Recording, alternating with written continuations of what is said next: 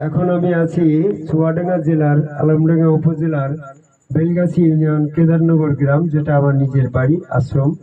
এখানে আমরা একটা সঙ্গীত অনুষ্ঠানে উপবিষ্ট হয়েছি, সমবেত হয়েছি।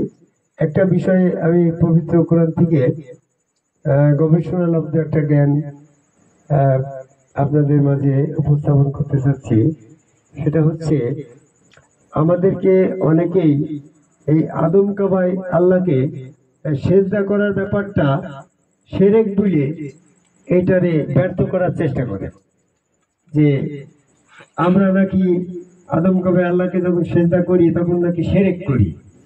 এই যে শিরকের বিষয়ে আজকে আমি একটু গবেষণালব্ধ কথা বলতে চাই।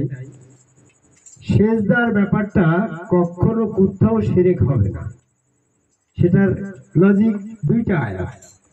একটা বলছে সূরা রাদের 15 নম্বর আয়াত, যে আসমান জমিনে যা কিছু আছে সকলেই আল্লাহকে সেজদা করে। আমি যখন আসমান জমিনের ভিতরেই পড়ি, তা আমি যেখানেই সেজদা করব সেই সেজদাটা আবার আল্লাহ বরাবরই যেতে হবে। মানে আল্লাহর বাইরে যদি আমার সেজদা যায় তাহলে সূরা রাদের 15 নম্বর আয়াত মিথ্যা হয়। আলমগীর একটু খেয়ালে দাঁড়াও, যে আমি একজন আসমান জমিনের ভিতরে অবস্থান করা একজন ব্যক্তি, আর সূরা রাদের 15 নম্বর আয়াতে বলছে যে আসমান জমিনে যা কিছু আছে সকলেই আল্লাহকেই সেজদা করে, ইচ্ছা এবং অনিচ্ছায়। তা আমি আবার আমার গুরুকে কখন সেজদা করব? সেজদা করার কোনো সুযোগ আছে নাকি? কি চিন্তা করে ঠিক কথা না? যে আসমান জমিনে যা কিছু আছে সকলে আল্লাহকে সেজদা করে। আমি যেহেতু আসমান জমিনের ভিতর করে একজন ব্যক্তি, তো আমি যেখানেই সেজদা করবো সেই সেজদাটা আল্লাহকে করতে হবে। তাহলে আমি আমার গুরুকে সেজদা করি না, আমি তো আমার আল্লাহকে সেজদা করি। সে মসজিদে করলো আল্লাহকে, কাবাঘরের সামনে করলো আল্লাহকে, আমি আমার গুরুর সামনে আদমের সামনে করলো, সেই আল্লাহর বাইরে তো আমার সেজদা যাচ্ছে না। তাহলে এটারে যারা শিরক বলছে তারা সূরা রাদের 15 নম্বর আয়াতের বিরোধিতা করছে। কারণ দ্বিতীয় আয়াত হচ্ছে আলাল মারজুদুলিল্লাহ, সমস্ত সেজদার মালিক আল্লাহ।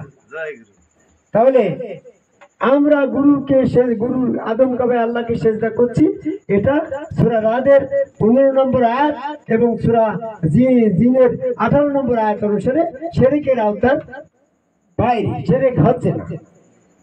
এখন তাহলে প্রশ্ন আসতে পারে, তাহলে শিরক কি? এই বিষয়ে আমার কিছু কথা। আমি শিরকের সন্ধানে এখন একটু হাঁটি। সন্ধানটা আমি শিরক কোথায় আছে? শিরক নিশ্চয়ই কোনো না কোনো জায়গায় আছে, তাহলে শিরকের কথা করে আসবে কেন? এই পুকুরে নিশ্চয়ই রুই মাছ আছে, তাহলে এখন রুই মাছ খুঁজতে হবে। তো ঠিক এই কোরআন দিয়ে আমি শিরকের বিষয়টাকে একটু রিসার্চ করে খুঁজে দেখি। দেখো, যদি বলা হয় আত্মসমর্পণ করার ব্যাপারেও শিরক করার কোনো সুযোগ নাই। কারণ সূরা ইমরানের 83 নম্বর আয়াতে বলছে আসমান জমিনে যা কিছু আছে সকলে তো আল্লাহর কাছে আত্মসমর্পণ করে।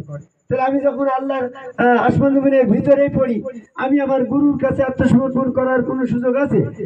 আসমান জমিনের ভিতরকার ব্যক্তি যখন আমি যেখানে আত্মসমর্পণ করবো সেই আত্মসমর্পণটা আল্লাহর কাছেই করা হবে।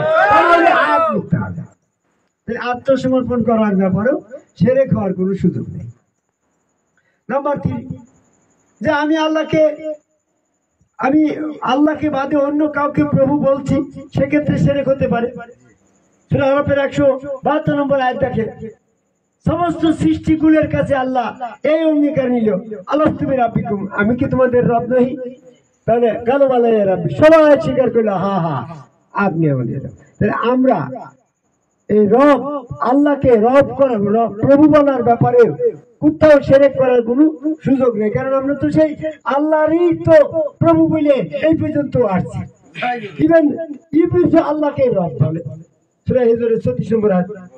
তাহলে ইবলিসের মতন ব্যক্তি যদি আল্লাহকে রব বলার মাধ্যম দিয়ে শিরক করে না, তাহলে আমরা আল্লাহকেই রব বলি, আল্লাহ আমাদের প্রভু। কাজে আল্লাহকে প্রভু বলার মধ্যে আমাদের আল্লাহর বাইরে কোনো প্রভু বলার কোনো সুযোগ আছে?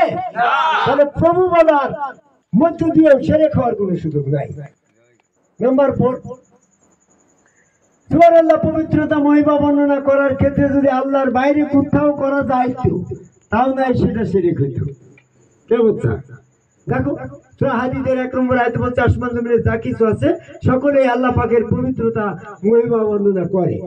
তাহলে আমি তো আসমান জমিনের ভিতরেই পড়ি, তাহলে আমি জয় গুরু বলে কি করে শিরক হয়?